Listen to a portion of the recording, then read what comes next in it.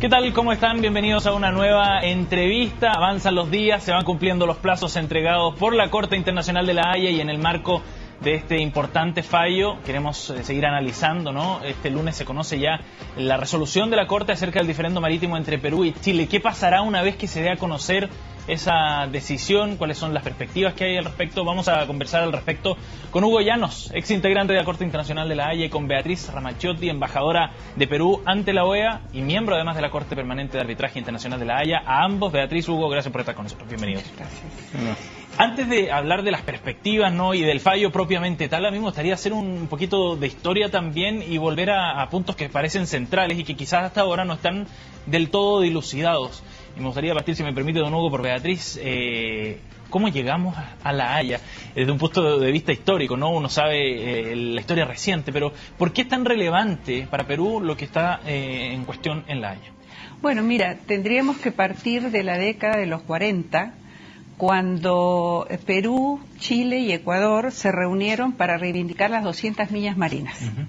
En esa época existía un mar territorial de 3 millas, y las grandes flotas internacionales, una famosa como la de Aristóteles Onassis, llegaban a las costas de nuestros países y se llevaban nuestros recursos marinos.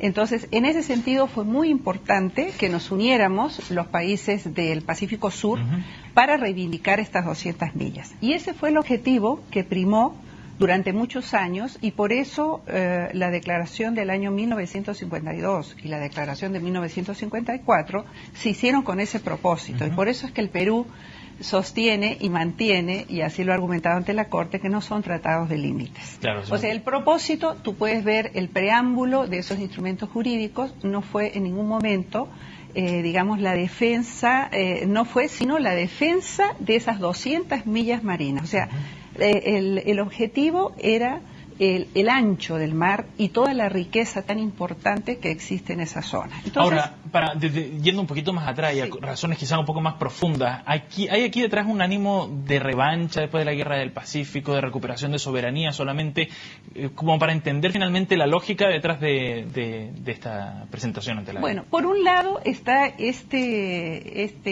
hechos que te estoy comentando, pero obviamente más atrás existe, digamos, si el Perú llega a ser acogido en todo o en parte su demanda, no puedo negar que pueda sentirse como una suerte de reivindicación, digamos, una suerte de reivindicación. Sí. Pero el pasado, lo que ocurría en esos años y lo que ocurre en la actualidad es tan diferente. Sí. O sea, las situaciones son totalmente, digamos, diferentes en el sentido de que estamos mirando hoy a un mundo de la globalización, de la interdependencia. En aquella época estábamos mirando atrás a los ultranacionalismos del siglo XIX y a una guerra que dejó heridas muy profundas y dolorosas. Entonces, de alguna manera, en algunos sectores podríamos pensar que hay una suerte de reivindicación, pero no creo que sea el tema fundamental.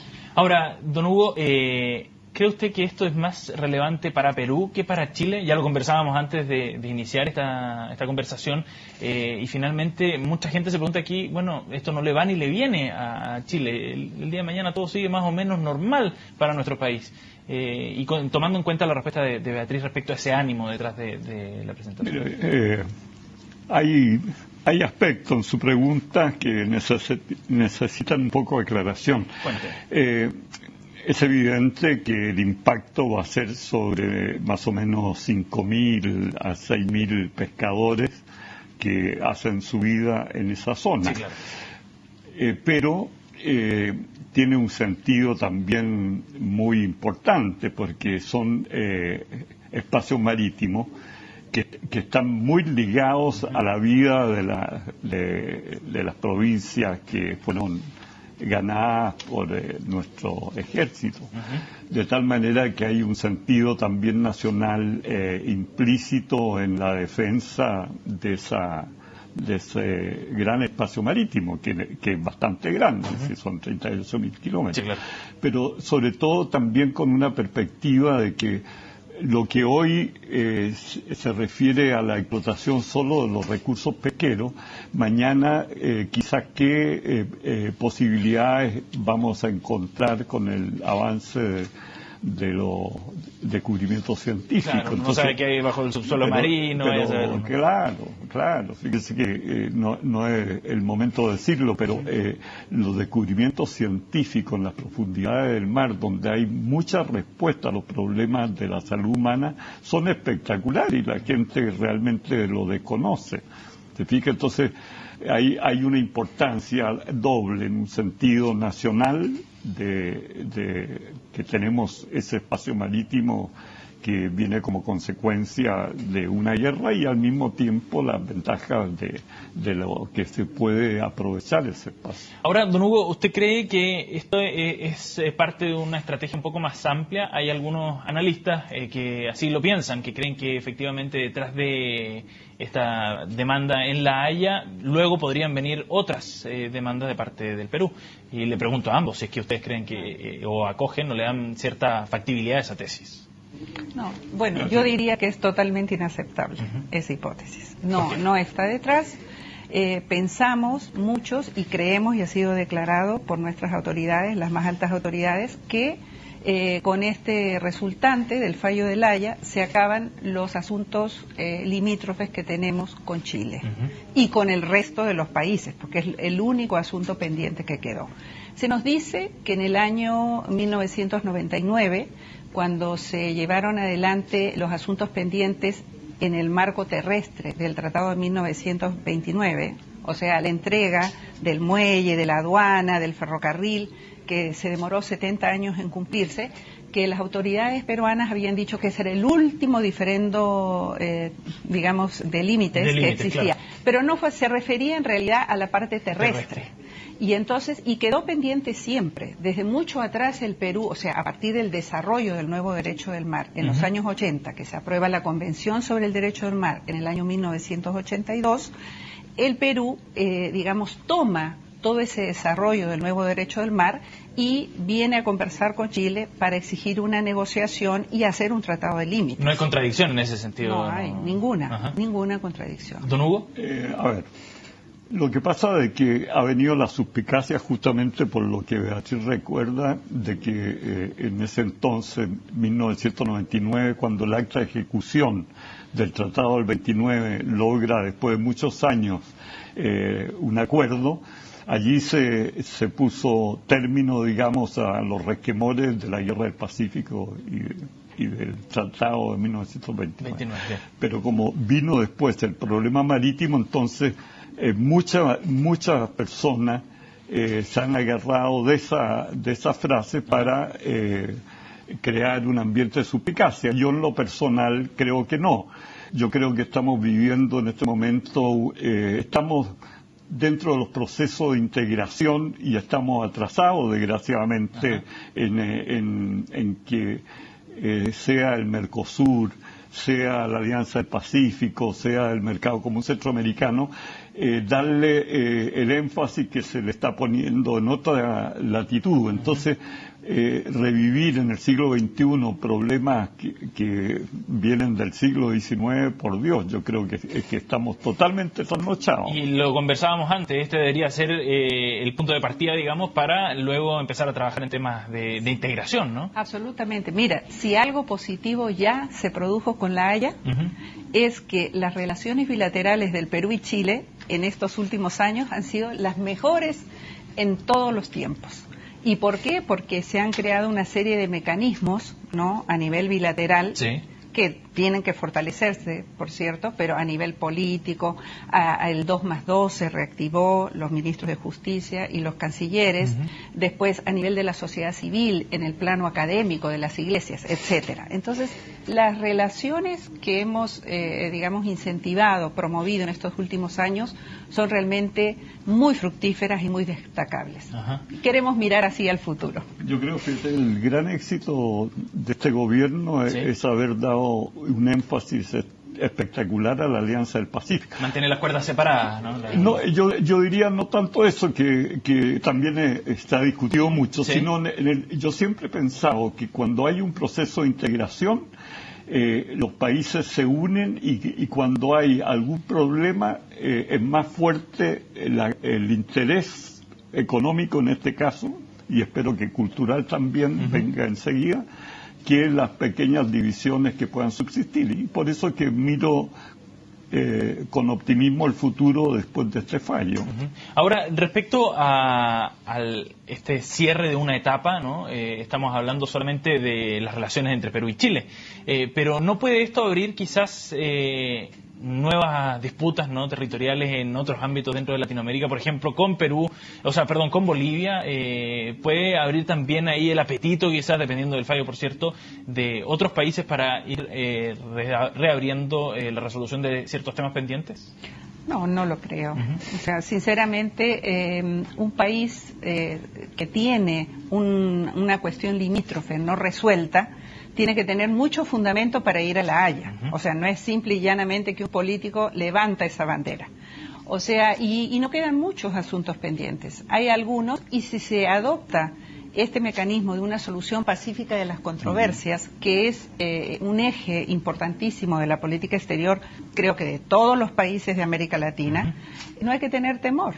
O sea, si se llega a abrir esa vía y se resuelve de esta forma jurídica, civilizada, creo que no debemos preocuparnos. Ahora, el problema yo creo que se acentúa con Bolivia, porque una solución si beneficia a Perú, ya va a ser el interlocutor obligado de Bolivia, Perú y Chile. Claro, en cambio, se transforma en un tema tripartito. Claro, evidentemente. En cambio, ahora no, pues ahora está así el consentimiento peruano, pero ex post. Claro que sí. De una proposición. El tema sigue siendo bilateral. ¿Le parece si hacemos una pausa y al regreso hablamos del fallo en sí, de las perspectivas que tiene cada uno y luego de lo que viene para las relaciones entre Perú y Chile? Vamos a la pausa, volvemos de inmediato para seguir analizando el tema.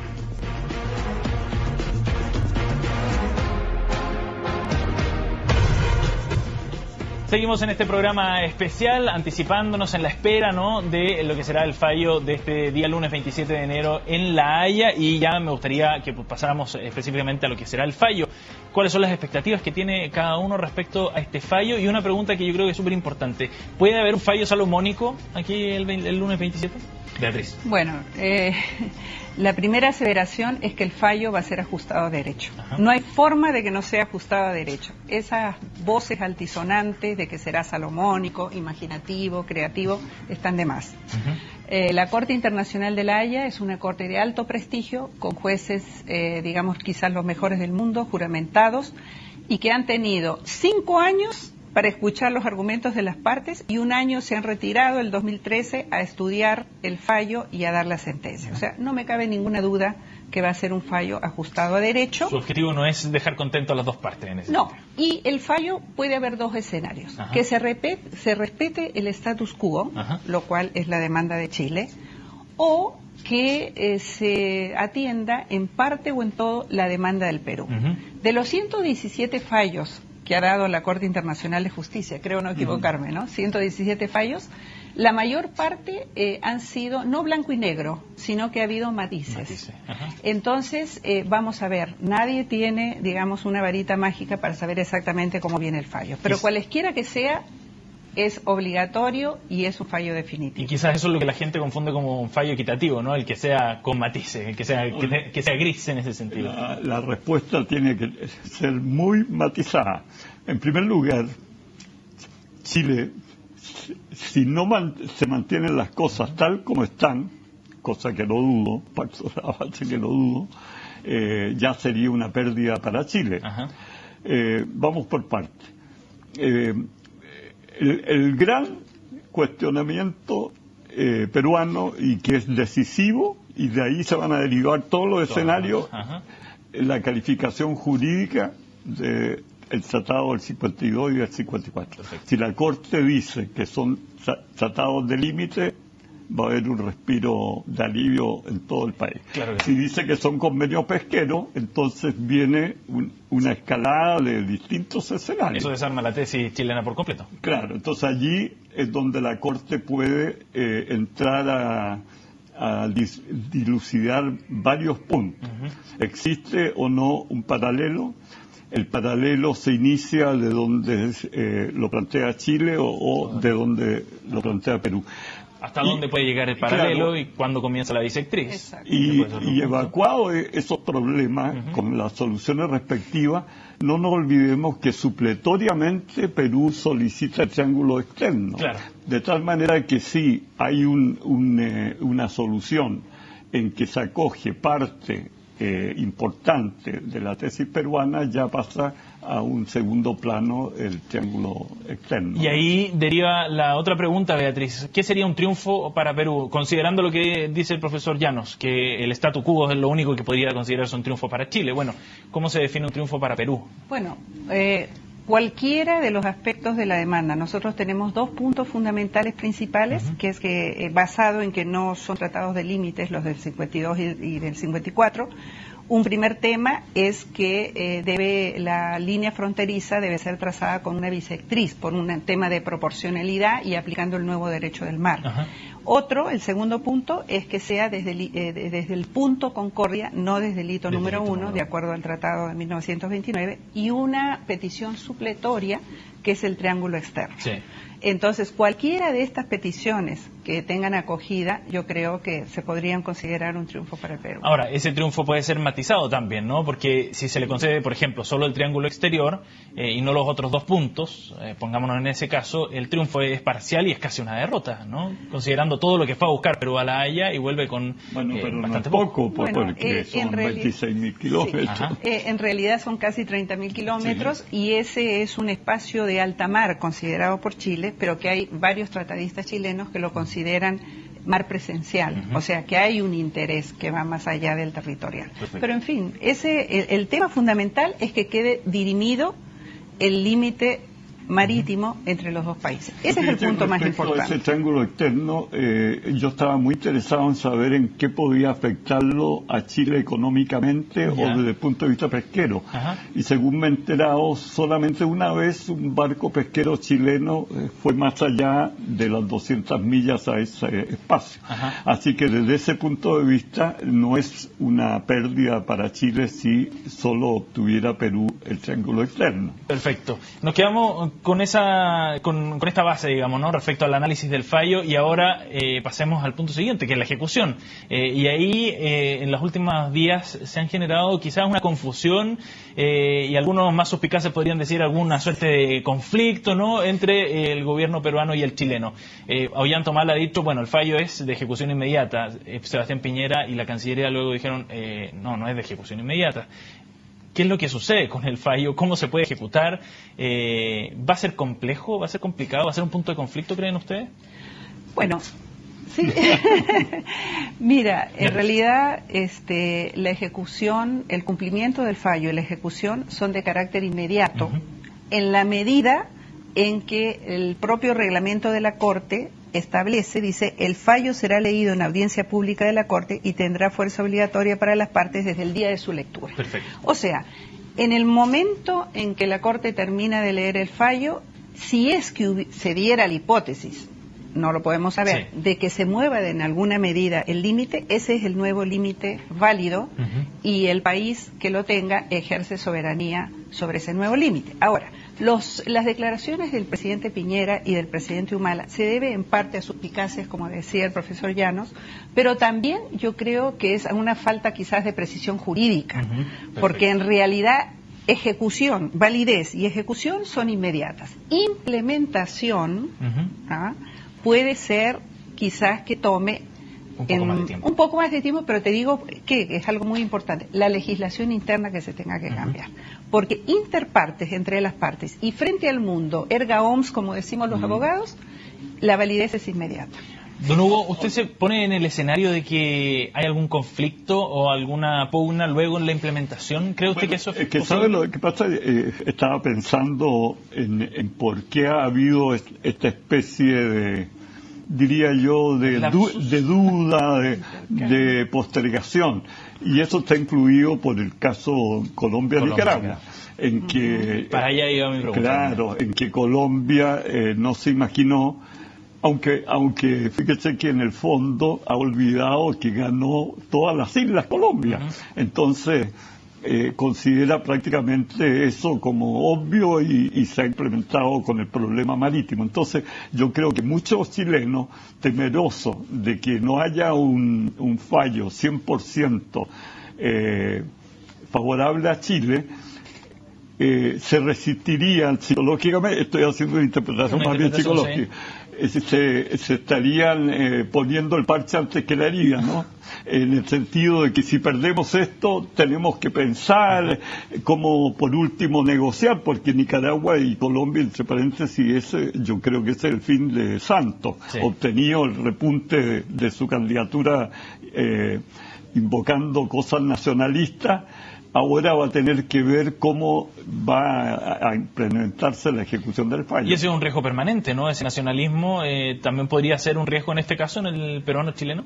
Espero que no se dé. Yo creo que hemos avanzado mucho en una serie de mecanismos bilaterales entre los propios cancilleres, los ministros de defensa, el la desarrollo sociedad del diferendo civil, lo muestra así. Por supuesto. Ha habido en todo momento altura de miras, ha habido respeto mutuo. Y entonces yo creo que estamos esperando el fallo con bastante serenidad. Habrá algunas protestas eventualmente, algunas voces altisonantes, pero no creo que sea lo predominante en este caso. Yo diría que todo va a depender de la magnitud o no también de el daño, entre comillas, que pudiéramos tener, ¿no? Sí. Porque evidentemente las personas que viven en Arica, que dependen del mar, se van a sentir afectadas si hay un cambio, como espero que no lo haya. Se nos va el tiempo y no me quiero quedar con esta pregunta. ¿Qué etapa comienza a partir del día 28 de enero? ¿Qué etapa comienza para las relaciones bilaterales Perón-Chilena? Beatriz. Bueno, yo veo al fallo como una oportunidad, no como una fatalidad, como lo piensan algunos. O sea, hay una visión positiva, hay una visión negativa, unos que miran al pasado, otros que miran al futuro conjunto de integración de una América Latina en paz, de que vayamos las generaciones presentes y futuras, que construyamos realmente, por ejemplo, en el ámbito cultural. Recientemente se han reunido Vargas Llosa y Edwards y han dado un comunicado, o sea, una declaración de varios intelectuales y ha sido extraordinaria. Y yo creo que lo propio han hecho en distintos sectores, las iglesias, la sociedad civil también, no solamente las autoridades políticas, y hacia eso tenemos que ir. El futuro que nos espera creo que es muy fructífero y hacia eso tenemos que caminar. Se abren muchos caminos. Profesor, ya nosotros enseñamos en la cátedra la integración. Ustedes ven, por ejemplo, el nacimiento de UNASUR, CELAC, todo contribuye a una unidad latinoamericana. En la medida en que nos sigamos dividiendo, pesamos menos. Y todos los que enseñamos Derecho Internacional miramos con alegría la posibilidad de que todos estos resquemores queden ya en el desván y nos enfrentemos a un desafío que nos haga mucho más unidos en el futuro que las divisiones del pasado. Y así esperamos, por cierto, pues que además este proceso sea lo más tranquilo posible. Beatriz, gracias por haber estado junto a nosotros. Hugo, profesor Llanos, gracias por haber estado aquí en CNN Chile, muy amable. Y gracias a tener la elección tan acertada. Muchas gracias. Por cierto, gracias a los dos por estar aquí. Gracias. Y a ustedes les hacemos una invitación de inmediato. El lunes 27 de enero, el día que se entrega este fallo, desde las 6 de la mañana tendremos toda una programación especial. Habrán despachos desde La Haya, por supuesto, pero también en Lima, en Tacna, en Arica, acá en La Moneda, en Santiago, entrevistados, las reacciones, los puntos de vista. Todo eso desde las 6 de la mañana el día lunes 27 de enero por CNN Chile. Gracias por habernos acompañado. Siga con la programación de CNN Chile.